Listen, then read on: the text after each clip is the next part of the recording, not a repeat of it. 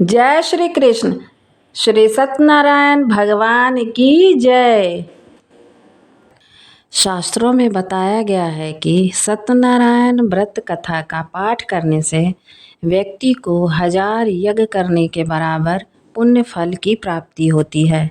सत्यनारायण व्रत कथा में भगवान विष्णु के सत्य स्वरूप के बारे में बताया गया है।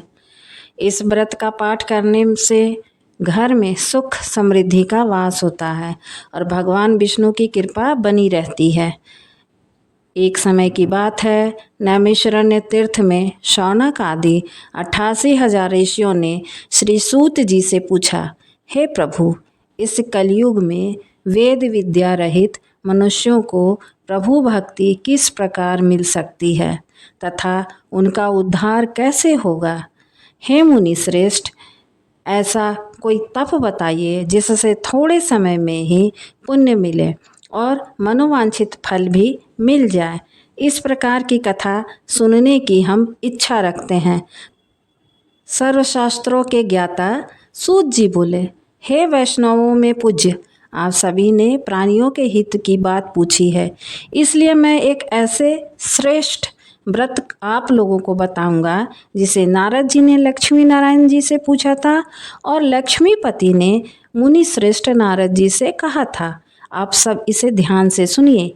एक समय की बात है, योगीराज नारद जी दूसरों के हित की इच्छा लिए अनेक लोकों में घूमते हुए मृत्यु लोक में आ पहुँचे।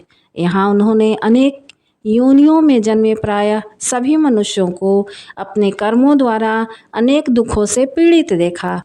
उनका दुख देखकर नारद जी सोचने लगे कि कैसा यत्न किया जाए जिसके करने से निश्चित रूप से मानव के दुखों का अंत हो जाए। इसी विचार पर मनन करते हुए वह विष्णु लोक में गए। वहाँ वह देवों के ईश नारायण की स्तुति करने लगे, जिनके हाथों में शंख चक्र गदा और पद्म थे, गले में वरमाला पहने हुए थे। स्तुति करते हुए नारद जी बोले, हे भगवान, आप अत्यंत शक्ति से संपन्न हैं, मन तथा वाणी भी आपको नहीं पा सकती। आपका आदि मध्य तथा अंत नहीं है। निर्गुण स्वरूप सृष्टि के कारण भक्तों के दुख को दूर करने वाले हैं।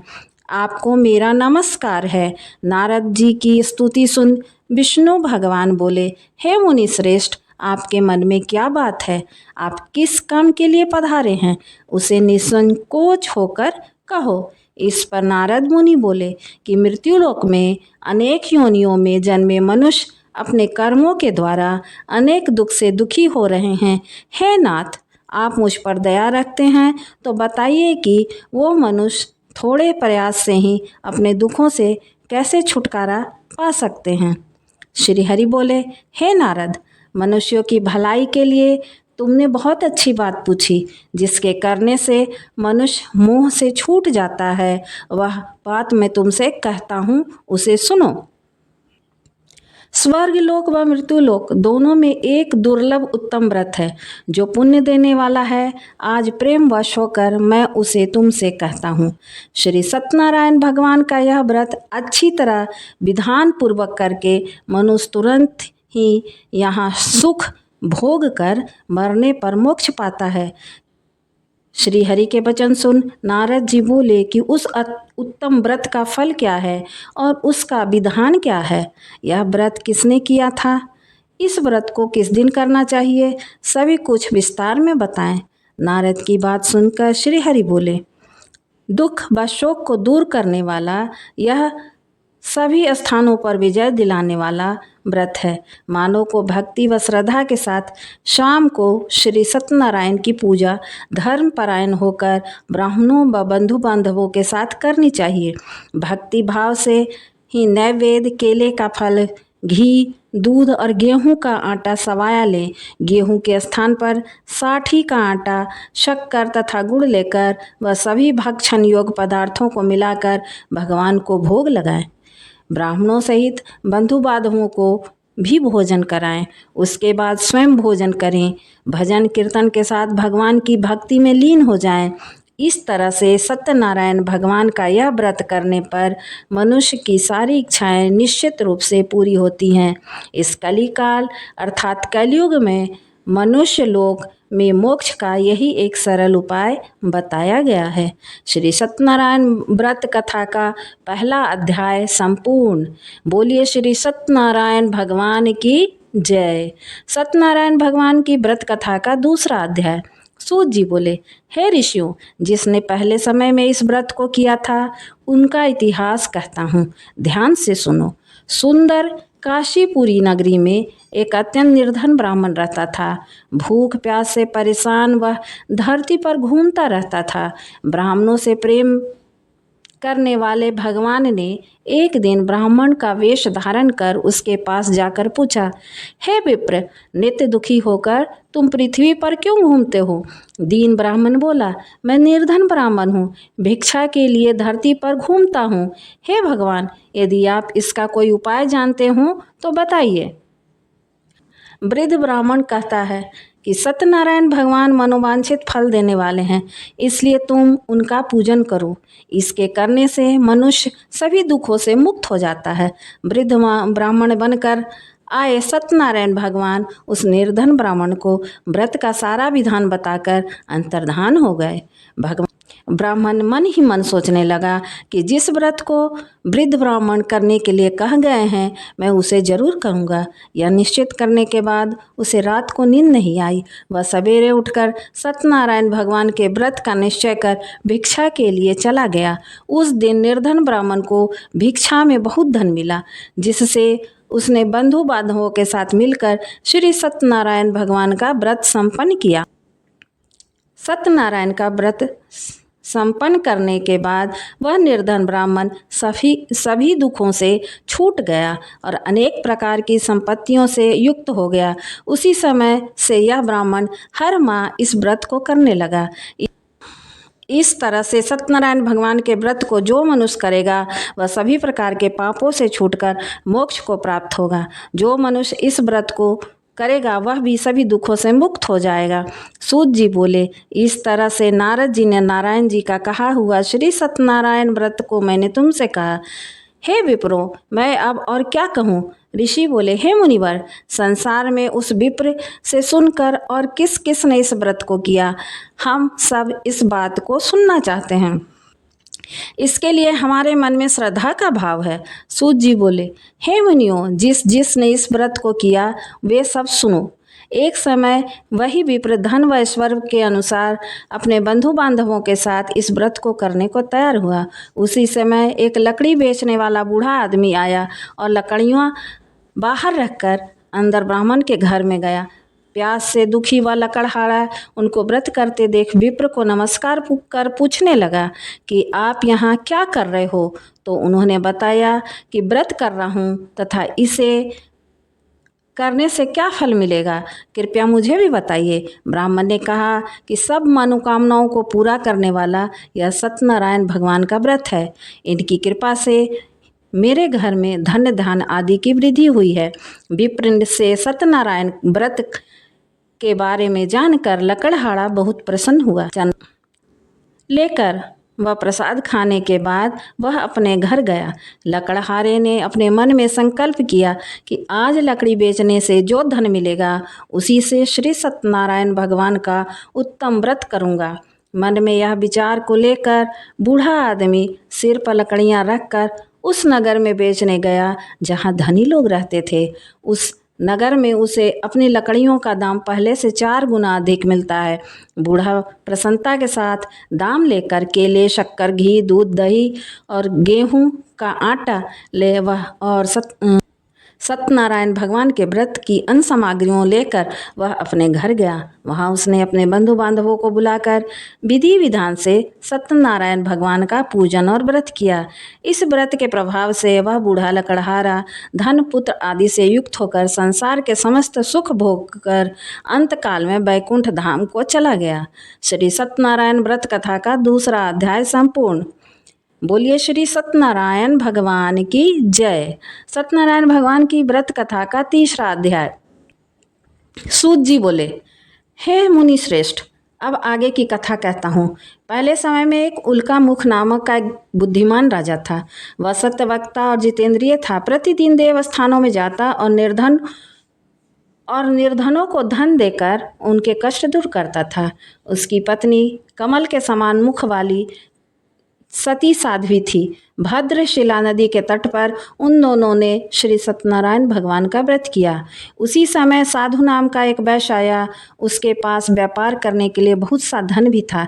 राजा को व्रत करते देख वह विनय के साथ पूछने लगा, हे राजन, भक्ति भाव से पूर्ण होकर आप यह क्या कर रहे हो?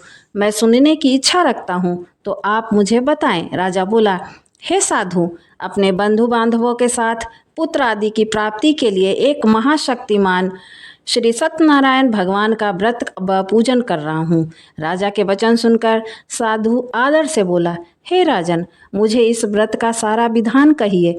आपके कथनानुसार मैं भी इस व्रत को करूँगा। मेरी भी संतान नहीं है और इस व्रत को करने से निश्चित रूप से मुझे संतान की प्राप्ति होगी। राजा से व्रत का सारा विधान सुन व्यापार से निवृत्त हो वह अपने घर गया। साधु वैश्य ने अपनी पत्नी को संतान देने वाले इस व्रत का वर्णन कर सुनाया और कहा कि जब मेरी संतान होगी तब मैं इस व्रत को करूँगा। साधु इस तरह के वचन अपनी पत्नी लीलावती से कहे। एक दिन लीलावती पति के साथ आनंदित हो सांसारिक धर्म में प्रवृत्त होकर सत्यनारायण भगवान की कृपा से गर्भवती हो गई। 10वें महीने में उसके गर्भ से एक सुंदर कन्या ने जन्म लिया। दिनों दिन वह ऐसे बढ़ने लगी जैसे शुक्ल पक्ष का चंद्रमा बढ़ता है। माता पिता ने अपनी कन्या का नाम कलावती रखा। एक दिन लीलावती ने मीठे शब्दों में अपने पति को याद दिलाया कि आपने सत्यनारायण भगवान के जिस व्रत को करने का संकल्प लिया था उसे करने का समय आ गया है। आप इस व्रत को करिए। साधु बोला, हे प्रिय, इस व्रत को मैं उसके विवाह पर करूँगा। इस प्रकार अपनी पत्नी को आश्वासन देकर वह नगर को चला गया। कलावती पिता के घर में वृद्धि को प्राप्त हो गई। साधु ने एक बार नगर में अपनी कन्या को सखियों के साथ देखा तो तुरंत ही दूत को बुलाकर कहा कि मेरी कन्या के योग्य वर को देख कर आओ। साधु की बात सुनकर दूत कंचन नगर पहुँचा और वहाँ देखभाल कर लड़की के सुयोग्य माणिक पुत्र को ले आया। सुयोग्य लड़के को देखकर साधु ने बंधु बांधवों को बुलाकर अपनी पुत्री का विवाह कर दिया। लेकिन दुर्भाग्य की बात यह है कि साधु ने अभी भी श्री सत्यनारायण भगवान का व्रत नहीं किया। इस पर श्री भगवान क्रोधित हो गए और श्राप दिया कि साधु को अत्यधिक दुख मिले। अपने कार्य में कुशल साधु जमाई को लेकर समुद्र के पास स्थित होकर रत्नासारपुर नगर में गया। वहां जाकर दामाद ससुर दोनों मिलकर चंद्रकेतु राजा के नगर में व्यापार करने लगे। एक दिन भगवान सत्यनारायण की माया से एक चोर राजा का धन चुरा कर भाग रहा था। उसने राजा के सिपाहियों का पीछा करते देखा तो चुराया हुआ धन वहां रख दिया जहां साधु अपने जमाई के साथ ठहरा। राजा के सिपाहियों ने साधु वैश्य के पास राजा का धन पड़ा देखा तो ससुर जमाई दोनों को बांधकर प्रसन्नता के साथ राजा के पास ले गए और कहा कि उन दोनों चोरों को पकड़ कर लाए हैं, आप आगे की कार्रवाई की आज्ञा दें। राजा की आज्ञा से उन दोनों को कठिन कारावास में डाल दिया गया और उनका सारा धन भी उनसे छीन लिया गया। श्री सत्यनारायण भगवान के श्राप से साधु की पत्नी भी बहुत दुखी हुई। घर में जो कुछ धन था उसे चोर चुरा कर ले गए। शारीरिक तथा मानसिक पीड़ा व भूख प्यास से अति दुखित हो अन्न की चिंता में कलावती एक ब्राह्मण के घर गई। वहां उसने श्री सत्यनारायण भगवान का व्रत होते देखा।